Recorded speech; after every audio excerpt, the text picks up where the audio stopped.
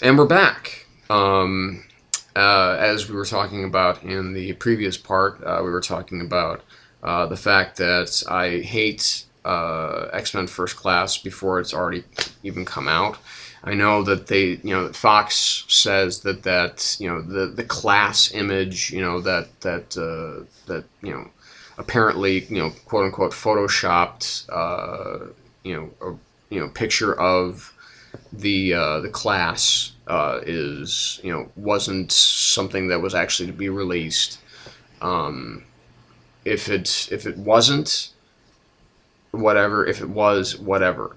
Either way, the two stills, and I know it's hard to judge an entire film on just two quote unquote authorized still releases, but it just looks terrible. I mean, it looks wrong. It looks all wrong. And I don't know why Matthew Vaughn seems to be kind of the go-to guy for some of this genre work. I've never seen a film of his that I've enjoyed thoroughly. From start to finish, it seems very incoherent. I didn't like Layer Cake. I thought it was extremely boring. In fairness, I didn't see Stardust, so I have no idea what that's like. But Kick-Ass, like I said, I mean, I was into it for a while, and then it just started slowly, even the little changes just started to suck. And it just dragged the whole film, and the whole point of what Millar himself was trying to tell in this story to nothing. This was the realistic take on what it would be to have somebody, a couple of idiots that dress up in it was really a showcase for Chloe Moretz, and the fact that she could say cunt on screen, to have a 13-year-old girl saying the word cunt, that's edgy. I think they did that in The Exorcist, and it was a lot more shocking, believe me, and a much better made film.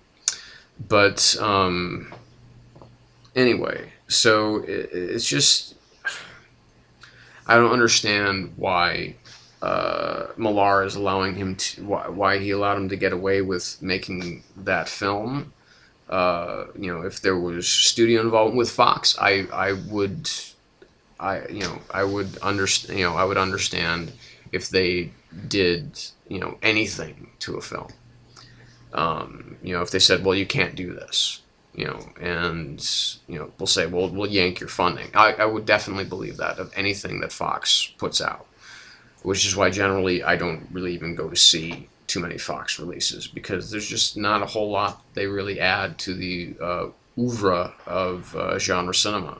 I mean, the only real good decisions I think that they've made as a studio as far as doing these types of films have been X-Men and X-Men 2, and that's it, because we all know what a fucking disaster The Last Stand was. And if you think differently, I'm sorry. It's just watch it again. It's a really, really bad film. And they also put out League of Extraordinary Gentlemen and From Hell, which are two awful films. League of Extraordinary Gentlemen is one of the worst films ever made. It is in my bottom 5 of all time. But anyway, and when you do a film that forces Sean Connery to retire, then you've made a really god-awful film. So anyway, now I also said in the last post that I was going to talk a little bit about Kevin Smith and Red State. Now, if you haven't seen the teaser for Red State, which is on his site, if you go to smodcast.com, you can see it there. And I'm sure you can see it around YouTube. It's a really compelling teaser. It's a really well done teaser. It doesn't give you a really good idea of what the film's about, but you know that it's going to be fucked up. Now, the film just opened yesterday at Sundance.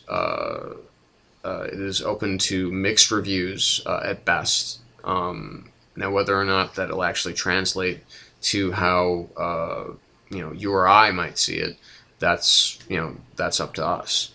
But I the thing that I will do right now is I will applaud Kevin Smith no matter what, even if it's a practically unwatchable turd, which I don't think it will be. But even if it were, I still have to applaud him for putting the independent back in independent cinema.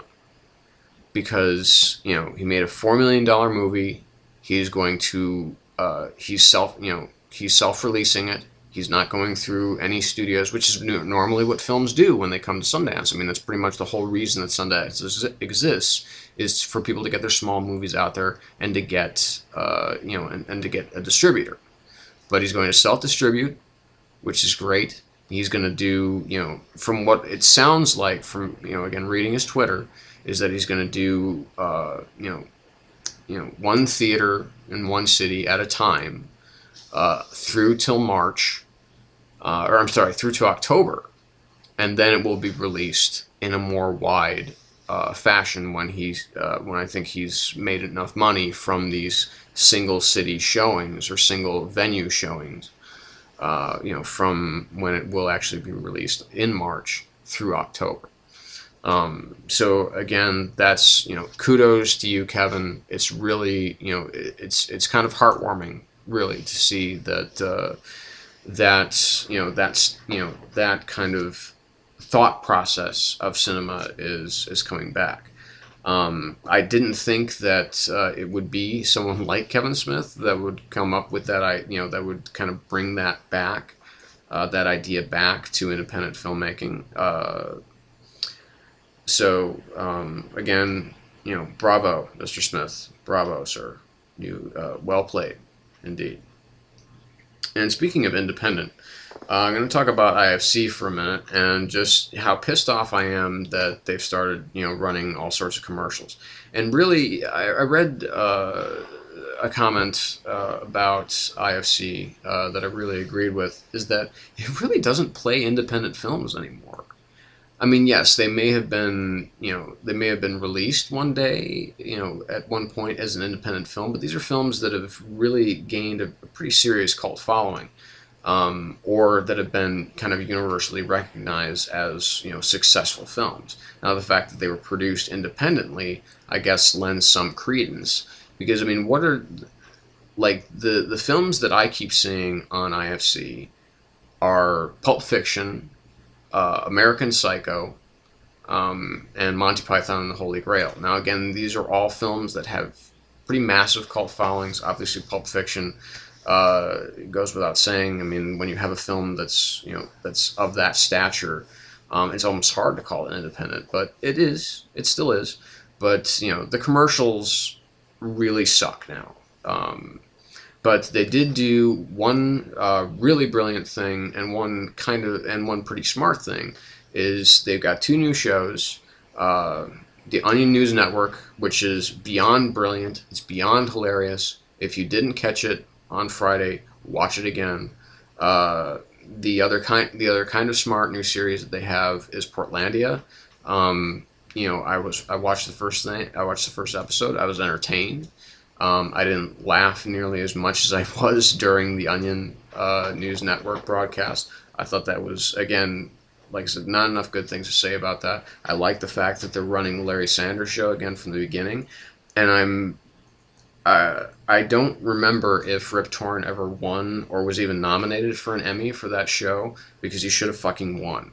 Because if there's any actor on that show that deserved some real recognition, it was Rip Torn. I mean, Artie is one of the singular great characters in TV history, and that's from my somewhat limited knowledge of actually watching the show, but now watching it from the beginning again, watching all those episodes, he just is magical. So I've talked enough shit, so I'm gonna stop berating. And we're going to come back probably in a couple of days, maybe even tomorrow, with where I may talk more shit about the Academy Awards and comic reviews coming later this week. So stay tuned. Shadow Gallery signing off.